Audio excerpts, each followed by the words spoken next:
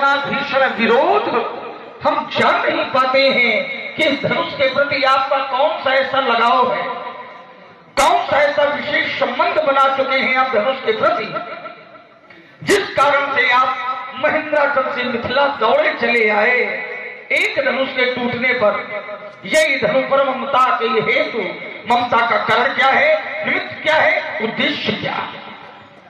वही तलवारों के बीच में फट फट करके चट चट बोलने वाले लट्ठट राज, पिता बड़ा उदार है, बड़ा विद्वान है, बड़ा ब्राह्मणशाली है। मेरे सामने तुम्हारा भाई आया था राजकुमार, उसने बड़े हिम्मत शब्दावली में कहा था कि नाथ समुद्र भंज निहारा हुई है कोई दास तुम्हारा, लेकिन मेरे प्रश्न का उत्तर नहीं मिला। तुम जिस समय खड़े हुए मुझे लगा ये भी रघुवंशी राजकुमार है, मेरे प्रश्न का उत्तर कहीं न कहीं से मिल जाएगा, लेकिन तुमने किया क्या? विश्व मन वचन लखन मुस्काने अब बोले प्रभुधरी, आप आचार्यों के घर में पले हो, आचार्य वशिष्ठ की पाठशाला में पढ़ते रहे हो, महामुनि विश्वामित्र के संग में रहे हो। अरे कम से कम ये संसार की मर्यादाएं हैं राजकुमार, संसार समाप्त हो जाए कोई ऐसा तो नहीं।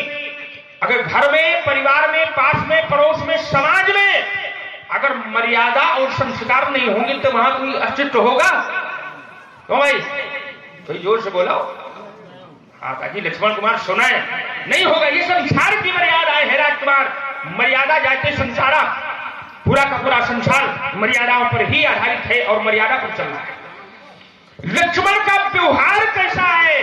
सुनि मुनि बचन लखन मुस्काने अपोने पर धरे अपमाने। अब कहते क्या हो कि आप कठोर वचनों का प्रयोग करते हो। अगर उपदेशक स्वयं में सुधार न करे, दूसरे को उपदेश करने लगे तो वो उपदेश सार्थक नहीं होता है। खुद वो काम न कर पाओ और दूसरे कह दो आप ये गलत कर रहे हो।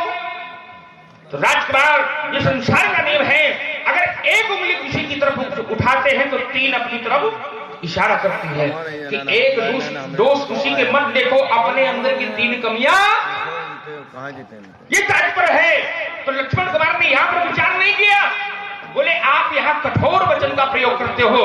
तो राजकुमार, यहां पर जो कार्य हुआ है वो हमारे प्रतिकूल है। अनुकूलता और प्रतिकूलता के आधार पर ही शत्रु और मित्र मिला करते हैं। अगर कोई कार्य किया गया है, किसी के प्रति वो अच्छा है तो वो उसको अच्छा लगेगा। यहां पर जो कार्य हुआ है वो हमें अच्छा नहीं लगा, इसलिए हमारा क्रोध है, इसलिए हमारा विरोध है। तात्पर्य हो जाता है कि धनुष का खंडन यहां पर किया गया है, अब वो हमारे प्रतिकूल है, वो कार्य हमें अच्छा नहीं लगा, तो उस समय उसको देख करके हमें यहां पर क्रोध है। दिल तोड़ा, पूछा गया, वो नहीं मिला, उसको बताया जाए, दिखाया जाए है कौन, तो बोले आप कठोर वचनों का प्रयोग करते हैं। तो राजकुमार, जब कोई क्रोध में होता है तो ये बताया गया कि क्रोध के परशु वचन पर मुनिवर कहें विचार। क्रोध में क्या फूल बरसते हैं क्या? क्रोध में सदैव कठोर वाणी ही निकला करती है। इसलिए राजकुमार, हमारी यहां पर ये घोषणा है, कहीं तोड़ा वेग दिखाओ, उसे दिखाया जाए और साहस बाहुसम शोर तुम।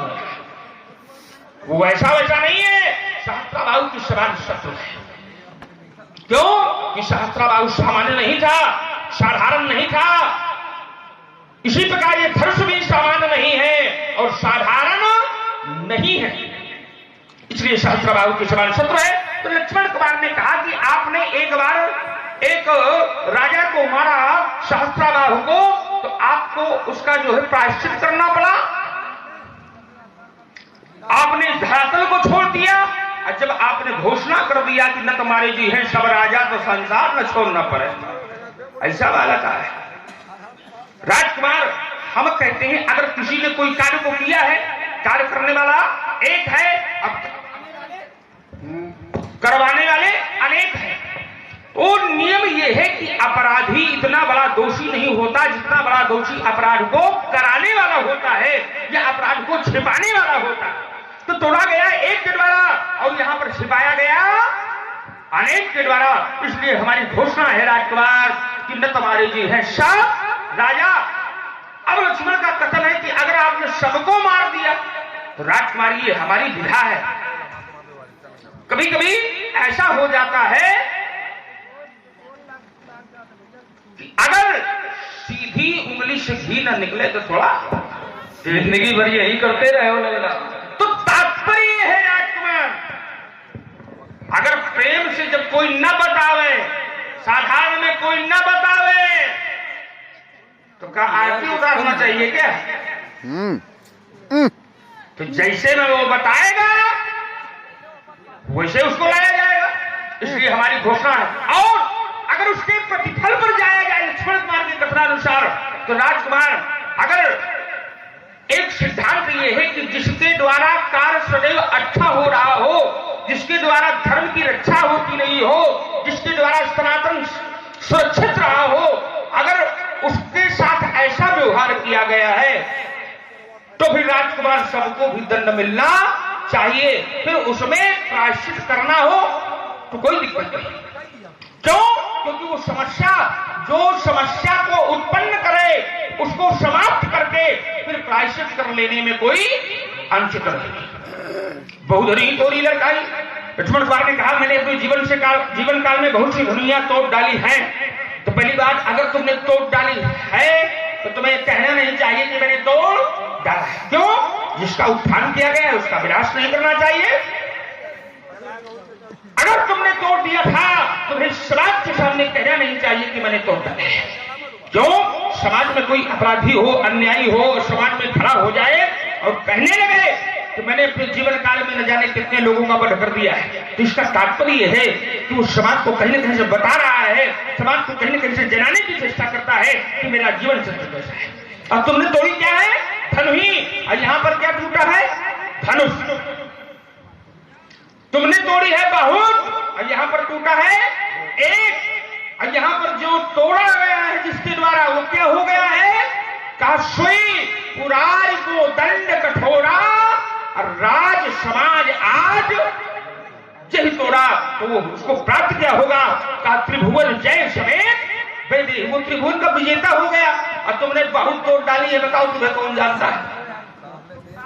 वो नहीं जान रहा है। रुक जाओ। तो उन तुम्हारी बहुतों को कोई गणना नहीं है। एक तराजू पर बहुत बड़ा रख दिया जाए और एक में बहुत रख दिया जाए, छोटे छोटे कितने रखोगे? राजकुमार, सूर्य अकेला होता है, चंद्रमा अकेला होता है, आकाश में तारागण बहुत होते हैं, लेकिन उनका कोई महत्व तो नहीं होता। जिस समय एक सूर्य प्रकाशित होता है, एक चंद्रमा प्रकाशित होता है, तो पूरे संसार को प्रकाश से प्रकाशित कर देता है। समाज और संसार में अच्छे लोगों की संख्या कम होती है, लेकिन चोर और बेईमान ज्यादा होते हैं, लेकिन उनका कोई महत्व नहीं होता।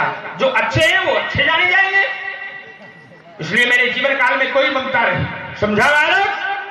रे न बालक काल बस बोले तो ही न संहार धर ही शब्द पदार्थ धन विरक्ष। आप